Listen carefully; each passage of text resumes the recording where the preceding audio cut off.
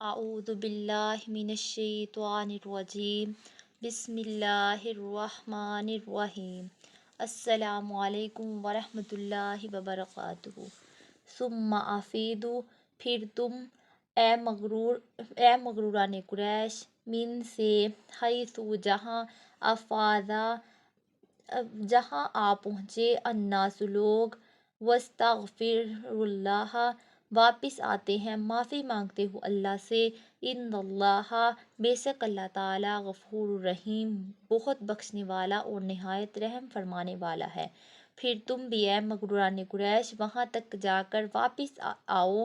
جہاں جا کر دوسرے لوگ واپس آتے ہیں اور معافی مانگو اللہ سے بے شک اللہ تعالیٰ بخشنے والا اور نہایت رحم فرمانے والا ہے۔ قریش اپنے لیے یہ حد تک سمجھتے تھے کہ دوسرے لوگوں کی طرح وہ بھی عرفات کے میدان میں وقوف کریں، اس لیے وہ مزدلفہ ہی ٹھہرے رہتے تھے، اس وجہ سے یہ بیان کیا گیا ہے۔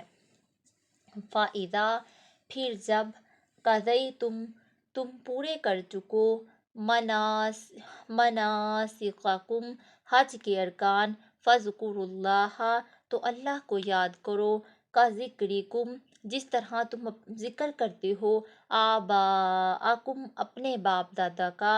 او یا اشد ذکرن یا اس سے بھی زیادہ ذکر الہی کرو۔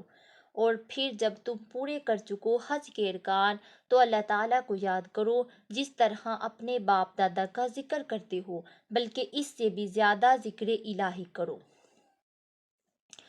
ان کی ایک اور جاہلانہ رسم کا بطلان کیا جا رہا ہے کہ جب وہ حج سے فارغ ہوتے تو بیت اللہ کے پاس مجلسیں منعقد کرتے جن میں وہ اپنے باپ دادوں کی تعریفوں کے پل باندھا کرتے۔ حکم ہوتا ہے کہ اپنے رب کریم کو یاد کرو جیسے اپنے باپ دادا کو ذوق و شوق سے یاد کرتے ہو۔ فَمِنَ النَّاسِ اور کچھ لوگ ہیں مَن یقول جو کہتے ہیں ربنا اے ہمارے رب آتینا دے دے ہمیں فی الدنیا دنیا میں ہی وما لہم اور نہیں ہے ان کے لیے فی الآخرۃ آخرت میں من خلاق کچھ حصہ۔ اور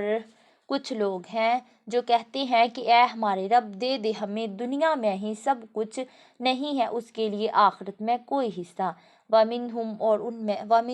مَنْ اور ان میں سے بعض لوگ ایسے ہیں یقول جو کہتے ہیں ربنا اے ہمارے رب آتینا عطا فرما ہمیں فی الدنیا دنیا میں حسنۃ بلائی۔ اور ان میں سے کچھ لوگ ایسے ہیں جو کہتے ہیں کہ اے ہمارے رب ہمیں عطا فرما دنیا میں بلائی وفی الآخرۃ اور آخرت میں بھی حسنۃ وقنا اور ہمیں آخرت میں بھی بلائی دے اور بچا ہمیں عذاب النار دوزخ کے عذاب سے۔ اور بعض لوگ ہیں جو کہتے ہیں اے ہمارے رب عطا فرما ہمیں دنیا میں بھی بلائی اور آخرت میں بھی بلائی اور بچا لے ہمیں دوزخ کے عذاب سے۔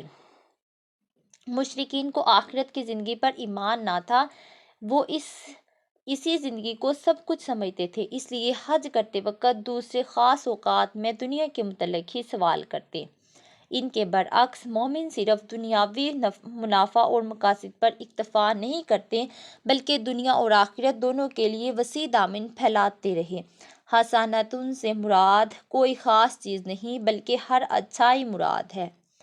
ایک شخص کو حضور صلی اللہ علیہ وآلہ وسلم نے ملاحظہ فرمایا کہ وہ چوزے کی طرح دبلا ہو گیا ہے۔ حضور صلی اللہ علیہ وآلہ وسلم نے دریافت کیا کہ اللہ تعالیٰ سے کوئی دعا مانگا کرتا ہے؟ عرض کرنے لگا ہاں یا رسول اللہ صلی اللہ علیہ وآلہ وسلم، میں یہ دعا کیا کرتا ہوں کہ اے مالک جو عذاب تو مجھے قیامت کے دن دینا چاہتا ہے وہ اس دنیا میں ہی دے دے۔ حضور صلی اللہ علیہ وآلہ وسلم نے فرمایا تم میں خدا کا عذاب برداشت کرنے کی قوت کہاں؟ تم یہ دعا کیوں نہیں کرتے اور یہ دعا مانگا کرو ربنا آتنا فی الدنیا حسنۃ وفی الآخرۃ حسنۃ وقنا عذاب النار۔ اولئک انہی لوگوں کو اولئک لہم نصیب مما کسبوا، انہی لوگوں کو بڑا حصہ ملے گا بسبب اس کے جو انہوں نے کمایا۔ واللہ سریع الحساب، اور اللہ تعالیٰ بہت جلد حساب چکانے والا ہے۔ وَاذْكُرُوا اللَّهَ، اور خوب یاد کرو اللہ کو، فی ایام معدودات، ان دنوں میں جو معدود چند ہیں۔ 10ویں رات تو گزر گئی مزدلفہ میں۔ صبح سویرے منہ اندھیرے فجر کی نماز ادا کی اور وہاں سے منی میں آ کر قیام کیا، یہیں آ کر ہی سر منڈایا اور بال کٹوائے، قربانی دی، احرام کی پابندیوں سے آزاد ہوئے اور کپڑے بدلے۔ ان امور کے علاوہ چند مخصوص مقامات پر پتھر بھی مارنے پڑتے ہیں، اور ذی الحج کی 10، 11، 12، 13 تاریخ تک وہاں ہی قیام رہتا ہے۔ 12ویں کے دن پتھر مارنے کے بعد انسان اگر مکہ واپس آ جاتا ہے تو بھی درست ہے، اور اگر 13ویں کی رات وہاں قیام کرے اور دن کو رمی الجمار کے بعد لوٹے تو بھی جائز ہے، لیکن حضرت امام صاحب کے نزدیک افضل دوسری صورت ہے۔ منی میں جتنے روز قیام کرے گا اللہ تعالیٰ کی تسبیح و تحلیل اور حمد و ثنا میں لگا رہے گا اور اپنے باطن کی اصلاح کی طرف پوری توجہ فَمَن تَعَجَّلَ، اور جو جلدی کرے، فی یومین، 2 دنوں میں ہی چلا آیا، فلا اثم علیہ، تو اس پر کوئی گناہ نہیں۔ وَمَن تَأَخَّرَ، اور جو کچھ دیر وہاں ٹھہرا رہا، فلا اثم علیہ، تو اس پر بھی کچھ گناہ نہیں۔ اور جو جلدی کر کے 2 دن میں ہی چلا آیا، اس پر بھی کوئی گناہ نہیں، اور جو کچھ دیر وہاں ٹھہرا رہا اس پر بھی کوئی گناہ نہیں۔ لمن اتقی، اور وہ ڈرتے رہو اللہ سے، واتقوا اللہ، اور ڈرتے رہو اللہ سے، وَاعْلَمُوا، اور خوب جان لو، انکم الیہ تحشرون، کہ اس کی بارگاہ میں ہی تم اکٹھے کیے جاؤ گے۔ وَمِنَ النَّاسِ، اور اے لوگو، مَن یُعْجِبُکَ، وہ بھی کہ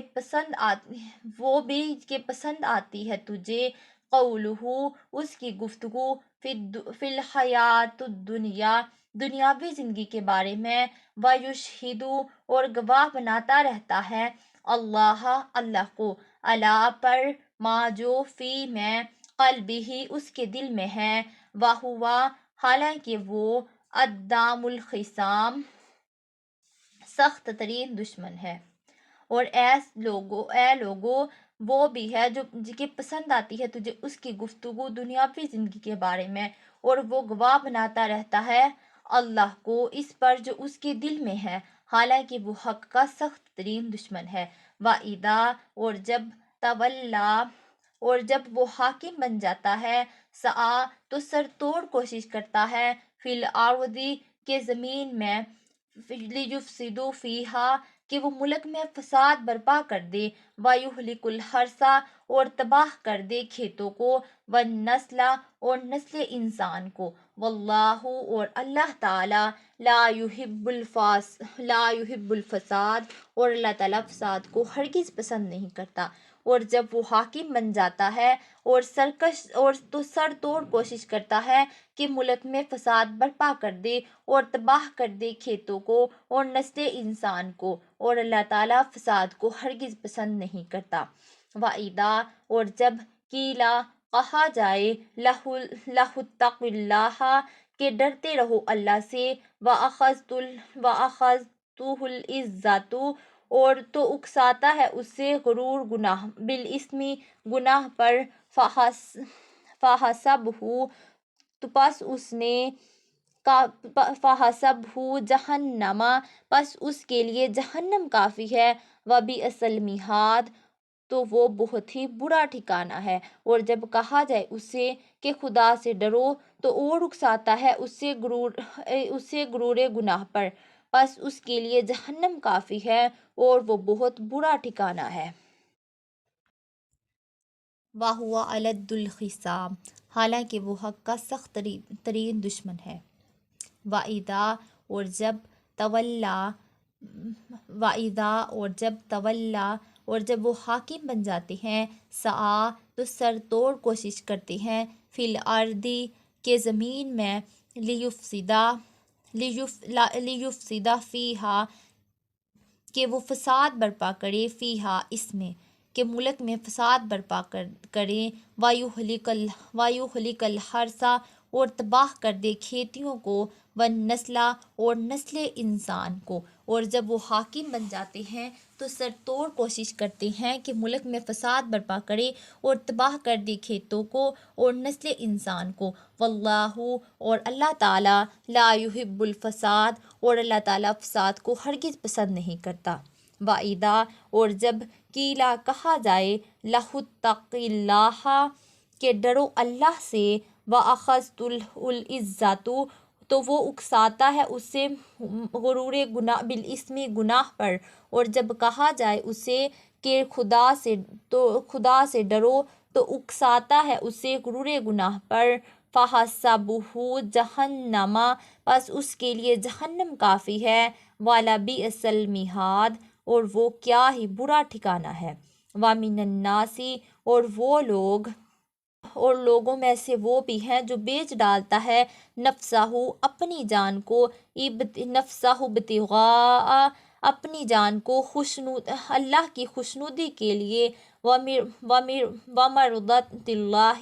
اور اللہ کی خوشنودی حاصل کرنے کے لیے، واللہ اور اللہ تعالیٰ رؤوف بالعباد اور اللہ تعالیٰ نہایت مہربان ہے اپنے بندوں پر۔ اور لوگوں میں سے وہ بھی ہے جو بیچ ڈالتا ہے اپنی جان عزیز بھی اللہ کی خوشنودی حاصل کرنے کے لیے، اور اللہ تعالیٰ نہایت ہی مہربان اور ہے اپنے بندوں پر۔ اس آیت کا شان نزول یہ ہے کہ منافقوں اور منافق مشرب لوگوں کی اخلاقی پستی کا ذکر کرنے کے بعد اب ان بندگان خاص کا ذکر ہے جو اپنا تن من دن اپنے مولا کریم کی رضا جوئی کے لیے قربان کرنے پر آمادہ ہو جاتے ہیں۔ حضرت صہیب رضی اللہ عنہ ہجرت کے ارادے سے مکہ سے نکلے تھے۔ کفار نے آ گھیرا، آپ نے انہیں فرمایا کہ میرا سارا مال لے لو، مجھے مدینہ جانے سے نہ روکو۔ کافر اس پر رضامند ہو گئے، اور یہ مرد حق پرست جب اپنی زندگی کا سارا مال لٹا کر محبوب رب العالمین کی خدمت اقدس میں حاضر ہوا تو حضرت جبرائیل امین علیہ السلام یہ آیت مبارک لے کر پہنچے۔ کتنے خوش نصیب تھے حضرت صہیب اور کتنے بلند اقبال ہیں اس کی راہ پر چلنے والے۔ یا ایھا الذین آمنو اے ایمان والو، ادخلوا داخل ہو جاؤ، فی السلم کافۃ اسلام میں پورے، اے ایمان والو داخل ہو جاؤ اسلام میں پورے، ولا تتبعوا خطوات اور نہ چلو شیطان کے قدموں پر، الشیطانی شیطان کے، وَإِنَّهُ لَكُمْ عَدُوٌّ مُّبِینٌ بے شک وہ تمہارا کھلا دشمن ہے، فَإِنْ اور اگر زللتم تم پھسلنے لگو، من سے بعد اس کے بعد، ما جاءتکم البینات کہ آ چکی ہے تمہارے پاس روشن دلیلیں، فَاعْلَمُوا تو جان لو، ان اللہ عزیز الحکیم کہ اللہ تعالیٰ زبردست ہے حکمت والا ہے۔ پھر اور اگر تم پھسلنے لگو اس کے بعد کہ آ چکی ہے تمہارے پاس روشن دلیلیں تو جان لو کہ اللہ تعالیٰ زبردست ہے حکمت والا ہے۔ حل کیا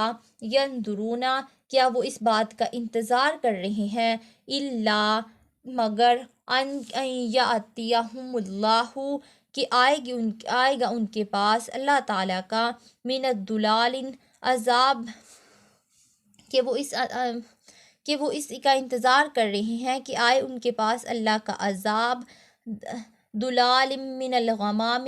چھائے ہوئے بادلوں کی صورت میں، والملائکۃ اور فرشتے، وقضی الامر اور فیصلہ کر دیا جائے گا،